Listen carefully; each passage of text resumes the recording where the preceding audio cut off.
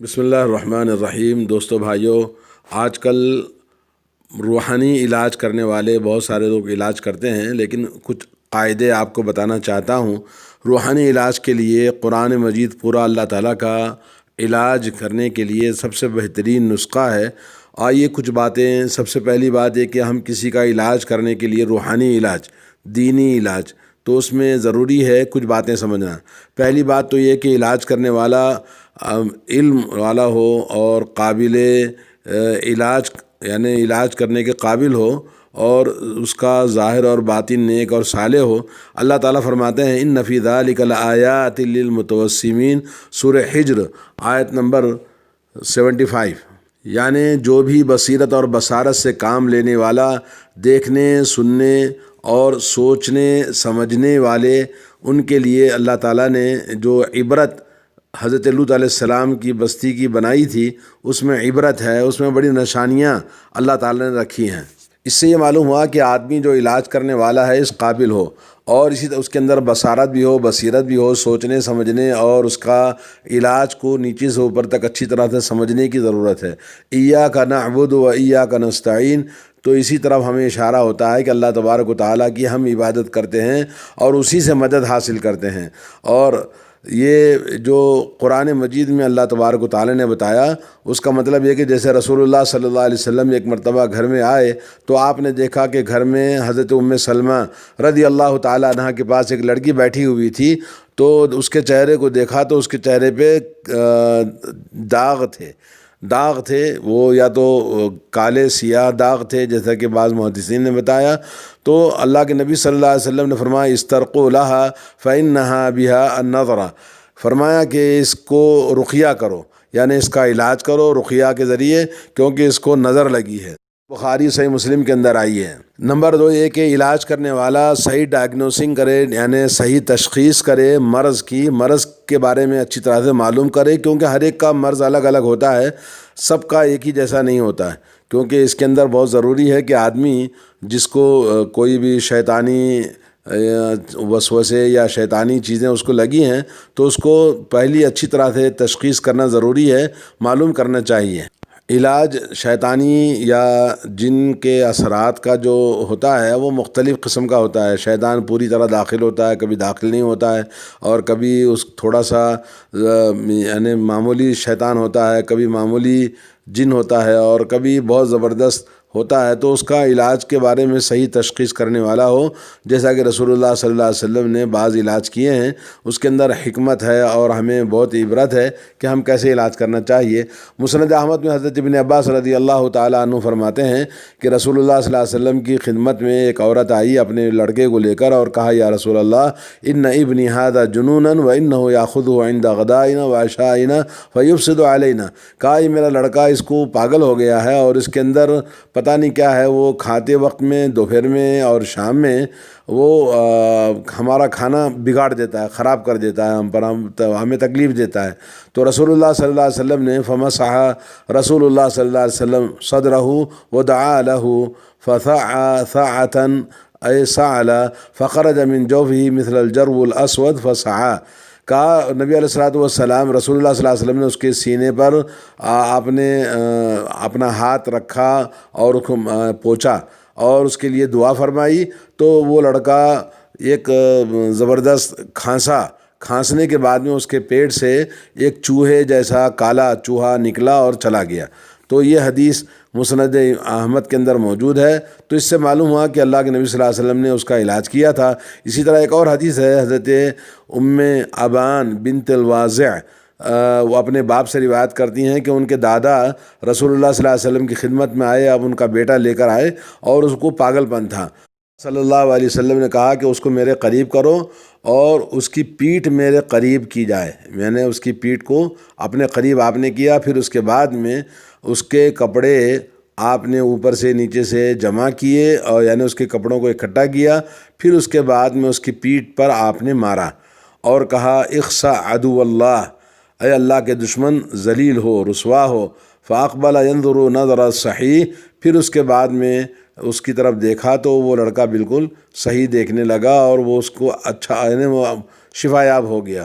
اور اسی طرح ابن ماجہ میں ایک اور حدیث ہے، حضرت عثمان ابن ابی العاص رضی اللہ تعالیٰ عنہ کہتے ہیں کہ اخرج عدو اللہ، آپ صلی اللہ علیہ وسلم نے فرمایا اس لڑکے کا علاج کرتے ہوئے، اے اللہ کے دشمن نکلو۔ تو یہ حدیث جیسا کہ آپ نے دیکھا کہ ابن ماجہ کے اندر موجود ہے، مسند احمد کے اندر موجود ہے۔ اور ایک تیسری حدیث آتی ہے نبی علیہ الصلوۃ والسلام سے، بیہقی نے دلائل النبوہ میں ایک حدیث لمبی بیان فرمائی ہے اسامہ بن زید رضی اللہ تعالیٰ عنہ سے۔ وہ کہتے ہیں رسول اللہ صلی اللہ علیہ وسلم کے ساتھ ہم حج پر گئے تھے، اس حج میں جس کو آپ کا آخری حج وداع تھا، تو اس کے بعد راستے میں ایک عورت آئی، بطن الروحہ، بطن الروحہ یعنی روحہ وادی میں ایک عورت آپ کے پاس آئی اور اس کا ایک لڑکا تھا، اور اس نے کہا یا رسول اللہ ھذا ابنی ما افاق من یوم ولدتہ الی یومہ ھذا، یا رسول اللہ میرا یہ لڑکا جس دن سے پیدا ہوا ہے اس دن سے آج تک اچھا نہیں ہوا ہے۔ فاخذہ رسول اللہ صلی اللہ علیہ وسلم منہا،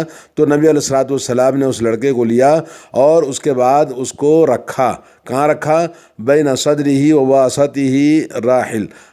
یعنی آپ کا جو رحل تھا، یعنی جو کجاوا تھا، کجاوا کے بیچ میں اور آپ کے سینے کے بیچ میں آپ نے اس بچے کو رکھا۔ پھر اس کے بعد میں اس کے منہ میں آپ نے تھوکا، اور آپ نے اس کے منہ میں تھوک کر یہ فرمایا اخرج یا عدو اللہ فإنی رسول اللہ، کہا اے اللہ کے دشمن نکلو اور میں اللہ کا رسول ہوں، بے شک میں اللہ کا رسول ہوں، آپ نے یہ فرمایا۔ پھر اس کے بعد بچے کو اٹھایا اور عورت کو دے دیا، اور اس کے بعد کہا خذیہ فلا باس علیہ، اس بچے کو لے لو، اور اس کے بعد اس کے پر کوئی یعنی اس کی بیماری ختم ہو جائے گی، اور وہ شفایاب ہو گیا۔ تو یہ حدیث بھی امام بیہقی نے روایت کیا ہے۔ اور اسی طرح مسند ابی اعلیٰ میں حضرت حنش الصنعانی عن عبداللہ بن مسعود، حضرت عبداللہ بن مسعود رضی اللہ تعالیٰ عنہ سے روایت کرتے ہیں کہ انہوں نے ایک علاج کرنے والے کے لیے ایک جو بیماری مبتلا تھا اس کے کان میں آپ نے پڑھ کر دم کیا، اور اس کے بعد وہ اچھا ہو گیا۔ اور اس کے بعد کہا کہ رسول اللہ صلی اللہ علیہ وسلم نے پوچھا اس کو ما قرأت فی اذنہ، رسول اللہ صلی اللہ علیہ وسلم نے حضرت عبداللہ بن مسعود سے پوچھا بھی تم نے کیا پڑھا اس کے کان میں؟ تو انہوں نے کہا میں نے یہ پڑھا کہ افحسبتم انما خلقناکم عبثا وانکم الینا لا ترجعون، سورہ مومنین کی آیتیں 115 سے 118 تک 3 آیتیں آپ نے پڑھی۔ اس کے بعد رسول اللہ صلی اللہ علیہ وسلم نے فرمایا لو ان رجلا موفقا قرأ بها على جبل لزال، کہا یہ آیتیں اتنی زبردست ہیں کہ اگر کوئی آدمی اگر اس کو ان آیتوں کو پڑھتا ہے تو ان آیتوں کو پڑھنے والا یعنی صحیح یعنی پڑھنے والا اگر صحیح ہو، موفق ہو، موافق یعنی توفیق اس کو اللہ تعالیٰ کی حاصل ہو، تو پہاڑ بھی پگھل جائے گا۔ تو یہ اتنی زبردست آیتیں ہیں۔ تو اس سے یہ معلوم ہوا کہ علاج کا ایک ہی طریقہ نہیں ہے، جیسا کہ لوگوں نے یہ سمجھ رکھا ہے کہ جو بھی مریض آتا ہے اس کو ایک ہی طریقے سے پڑھ کے دم کرتے ہیں، نہیں، اللہ کے نبی صلی اللہ علیہ وسلم سے مختلف انداز سے پڑھ کے دم کرنے کا، علاج کرنے کا، کیونکہ تشخیص معلوم صحیح ہونا چاہیے، اس آدمی کے پاس اس کا علم ہو، وہی آدمی صحیح علاج کر سکتا ہے۔ علاج کے سلسلے میں نمبر 3 ہے قرآن مجید سے علاج کرنا۔ قرآن مجید کا علاج یہ روحانی امراض کا بھی علاج ہے، جسمانی امراض کا بھی علاج ہے، تو چاہے کسی بھی قسم کا مرض ہو، کیونکہ اللہ رب العالمین نے قرآن مجید کو دوا اور طب کے طور پر نازل فرمایا ہے، اور اس میں بدن کی عافیت ہے اور اس کی شفا ہے، اور روحانی تمام امراض کی علاج ہے۔ اور اللہ تعالیٰ فرماتے ہیں وَنُنَزِّلُ مِنَ الْقُرْآنِ مَا هُوَ شِفَاءٌ وَرَحْمَةٌ، اللہ تعالیٰ کا ارشاد ہے سورہ اسراء میں کہ ہم نے قرآن مجید کو نازل کیا جو سراسر شفا ہے اور رحمت ہے بندوں کے لیے۔ یہ ہر طرح کی علاج کی اس کے اندر تمام اللہ تعالیٰ نے شفا یابی کی چیزیں رکھی ہیں۔ القرآن کلھا شفا، قرآن پورا کا پورا کیا ہے؟ شفائے تام ہے تمام دواؤں کے مقابلے میں، دل کے بیماریاں ہوں یا جسم کی بیماریاں ہوں یا یہ کہ روحانی امراض ہو، ہر قسم کے علاج کے لیے سب سے بہترین دوا قرآن کریم ہے۔ انسان کے لیے ضروری ہے کہ پڑھنے والا پورے یقین کامل کے ساتھ، حسن ظن کے ساتھ میں اللہ تعالیٰ سے دعا کرتے ہوئے اگر وہ پڑھتا ہے تو انشاءاللہ ضرور بیمار کو شفا ملتی ہے، اور اس کا اعتقاد صحیح ہونا چاہیے۔ یہ پیسے لے کر یا یہ کہ جو تعویذ گنڈا کرنے والے درگاہ اور بابا والے ایسے علاجوں سے قرآن پڑھنے سے بھی صحیح شفا نہیں ہوگی۔ تو ضروری ہے کہ آدمی اپنے علاج کے لیے ان کو استعمال کرتے ہوئے زمزم کا پانی بھی سب سے بہترین چیز ہے، اور اسی طرح سے حبۃ سودا جسے کہتے ہیں کلونجی، اس سے بھی علاج کیا جا سکتا ہے، اور قرآن مجید کے دم کرنے کے ساتھ ساتھ میں بیری کے پتوں سے غسل کرانے سے بھی علاج ہوتا ہے۔ جیسا کہ آپ نے دیکھا کہ روحانی علاج میں قرآن مجید کا، جیسے اللہ کے نبی صلی اللہ علیہ وسلم سے ایک ساتھی نے پوچھا کہ یا رسول اللہ مجھے نصیحت کیجئے، تو آپ نے فرمایا لا تغضب، یعنی غصہ نہ کرو۔ اور جب غصہ آتا ہے تو اللہ کے نبی صلی اللہ علیہ وسلم نے ایک آدمی کو دیکھا کہ اس کے اندر غصہ اتنا زیادہ آیا تھا کہ منہ سے کف نکلنے لگا اور اس کے سر کے رگیں پھولنے لگی، تو آپ نے فرمایا کہ اگر یہ آدمی اعوذ باللہ من الشیطان الرجیم اگر پڑھ لے گا تو اس کا غصہ سارا ٹھنڈا ہو جائے گا، کیونکہ اس کا اثر ہوتا ہے روحانی علاج میں، اور انسان کے اندر غصہ ایک ایسا مرض ہے جو تمام امراض کا وہ بنیادی سبب بنتا ہے اور تمام بیماریوں کی جڑ ہے غصہ، اور اسی وجہ سے آدمی کے اندر ٹینشن، ڈپریشن، اور اسی طرح سے غم اور غصہ، اور غصے کی وجہ سے شوگر کی بیماری بھی اسی وجہ سے پیدا ہوتی ہے، اور اسی طرح سے بہت سارے یعنی یوں سمجھ لیجئے کہ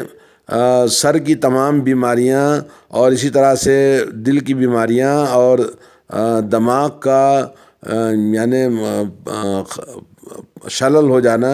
دماغ کا پاگل ہو جانا، یا ایک جسم کا جو فالج ہوتا ہے، یا ایک دل کی جو تمام قسم کی بیماریاں ہیں، وہ تمام اسی غصے کا سبب ہوتا ہے، اور وہ تمام بیماریوں کی جڑ ہے، اس لیے غصہ کرنے سے اللہ تعالیٰ نے منع کیا ہے۔ اور قرآن مجید میں حضرت ایوب علیہ السلام کا واقعہ بیان فرمایا، وَاذْكُرْ عَبْدَنَا ایوب اذ نادى رَبَّهُ أَنِّي مَسَّنِيَ الشَّيْطَانُ بِنُصْبٍ وَعَذَابٍ، کہا کہ آپ یاد کرو حضرت ایوب علیہ السلام، جو ہمارے اللہ تعالیٰ کے خاص بندوں میں سے ہمارے بندے ہیں، جب انہوں نے اپنے رب کو پکارا اور کہا کہ اے اللہ مجھے شیطان نے بہت تکلیف میں، عذاب میں، نفسی طور پر عذاب میں، اور اسی طرح سے بہت ہی دکھ اور درد اور تکلیف میں شدت کی وجہ سے ہیں، لیکن انہوں نے کہا یہ شیطان کی طرف سے ہے۔ تو شیطان کیونکہ اللہ تعالیٰ کے ساتھ ادب کے ساتھ میں کہ اللہ تعالیٰ کی طرف سے نہیں ہے، یہ شیطان کی طرف سے ہے، تو آدمی اللہ تبارک و تعالیٰ نے یہ جو بتاتا ہے ہمیں ایوب علیہ السلام کا واقعہ، کہ اللہ رب العالمین کے ساتھ میں اگر کوئی آدمی یعنی اللہ تعالیٰ کے کلام کو اگر پڑھ کے دم کرتا ہے تو اس کا پورا علاج ہو جاتا ہے۔ بعض شدید قسم کی بیماریوں کا الحمدللہ لوگوں نے علاج کیا ہے، جیسے کینسر ہے، اور ہارٹ اٹیک ہے، اور اسی طرح سے اور دل کی بیماری ہے، یا یہ کہ جو فالج کا علاج ہے، اور اسی طرح سے بچے نہ ہونے کا علاج ہے، شوگر کی بیماری ہے، اور دل کے تمام امراض ہے، تو تمام شفا اس سے حاصل ہوتی ہے۔ جب عورت کے لیے بھی پریشانیاں ہوتی ہیں تو اس کا علاج بھی، جیسے بعض عورتوں کو ماہواری صحیح نہیں آتی ہے، یا یہ کہ مسلسل حیض اور استحاضہ ان کو آتا رہتا ہے، تو بچے پیدا نہ ہونے کے امراض اور اسباب ہوتے ہیں، تو ان تمام کا علاج بھی قرآن مجید کی یعنی ذریعے شفا حاصل کی جا سکتی ہے، اور ان کا علاج ہو سکتا ہے۔ حضرت عثمان ابن العاص رضی اللہ تعالیٰ عنہ کی حدیث ہے کہ جس میں انہوں نے رسول اللہ صلی اللہ علیہ وسلم سے شکایت کی کہ یا رسول اللہ جب سے اسلام قبول کیا ہوں جسم میں ایسے امراض اور ایسے درد ہوتے ہیں کہ وہ اب تک نہیں گئے ہیں، تو نبی علیہ السلام نے کہا کہ تم جہاں درد ہے، تکلیف ہے، وہاں ہاتھ رکھو اور بسم اللہ 3 مرتبہ پڑھو، اور اس کے بعد میں یہ دعا 7 مرتبہ پڑھ کے دم کرو، اعوذ بقدرت اللہ وعزتہ من شر ما اجد وأحاذر، 7 مرتبہ پڑھ کے اگر کوئی آدمی دم کرے تو اس کا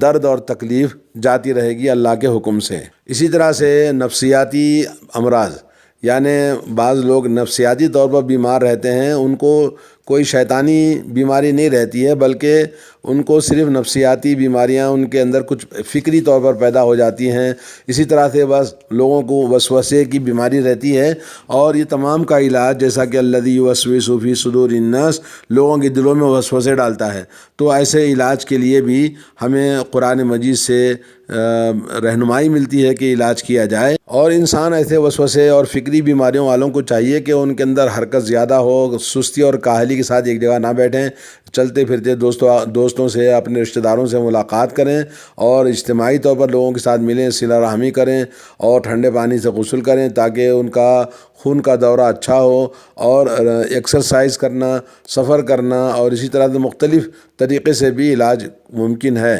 یعنی صرف پڑھ کے دم کرنا ہی نہیں بلکہ ایکٹیویٹیز آدمی کے اندر ہونی چاہیے، جیسے اللہ تعالیٰ نے حضرت ایوب علیہ السلام سے کہا ارکض برجلک ھذا مغتسل بارد و شراب، کہا کہ تم ٹھوکر مارو، پانی نکلے گا اور یہ پانی تمہارے لیے غسل کرنا ہے، اور پھر اس کے بعد اس ٹھنڈے پانی کو آپ غسل کریں اور اس کے بعد پئیں۔ تو کچھ ایکٹیویٹیز بھی ضروری ہے آدمی کے علاج کے لیے۔ حاصل کلام یہ کہ حضرت عائشہ رضی اللہ تعالیٰ عنہ سے رسول اللہ صلی اللہ علیہ وسلم فرمایا، ایک عورت ان کے پاس آئی تھی تو اللہ کے نبی نے فرمایا عالجیھا بکتاب اللہ، اللہ کی کتاب سے اس کا علاج کرو۔ اور یہ کہ قرأت قرآن پڑھ کے دم کرنے والے کے لیے چاہیے کہ وہ صرف قرآن نہ پڑھے بلکہ قرآن مجید کو سمجھ کر اور یقین کامل اخلاص کے ساتھ میں اللہ تعالیٰ کے ساتھ حسن ظن کے ساتھ قرآن مجید کی تلاوت کرے تو اس کا اثر ہوتا ہے۔ نمبر 5 یہ کہ اس بات کا یقین ہو پڑھنے والے اور پڑھوانے والے دونوں کے لیے کہ علاج اللہ تعالیٰ کے ہاتھ میں ہے، شفا اللہ عز و جل کے علاوہ کوئی نہیں دینے والا۔ اللہ نے جادو کے بارے میں فرمایا کہ وما ہم بضارین بہ من احد الا باذن اللہ، اللہ کے حکم سے ہی کسی کو نقصان پہنچا سکتے ہیں، ورنہ نقصان کسی کو نہیں ہوگا۔ اسی طرح سے اللہ تعالیٰ نے حضرت ابراہیم علیہ السلام کو جب آگ میں ڈالا تو اللہ نے کہا قلنا یا نار کونی بردا وسلاما، تو اللہ تبارک و تعالیٰ نے آگ کو گلزار بنا دیا۔ تو اسی طرح سے حضرت موسیٰ علیہ السلام کو جب مصیبت آئی اور پانی کو اللہ تعالیٰ نے کیا بنا دیا؟ پتھر بنا دیا۔ تو اس طرح سے بہت ساری مثالیں ہمارے سامنے موجود ہیں۔ حکم الہی سے ہی علاج ہوتا ہے، اور آدمی کو یقین کامل اور پڑھنے والے کے لیے اور پڑھوانے کے والے کے لیے دونوں کے لیے چاہیے کہ ایمان کامل اور یقین کامل کے ساتھ میں اللہ تعالیٰ سے شفا طلب کرتے ہوئے علاج کریں تو انشاءاللہ علاج ہو جائے گا۔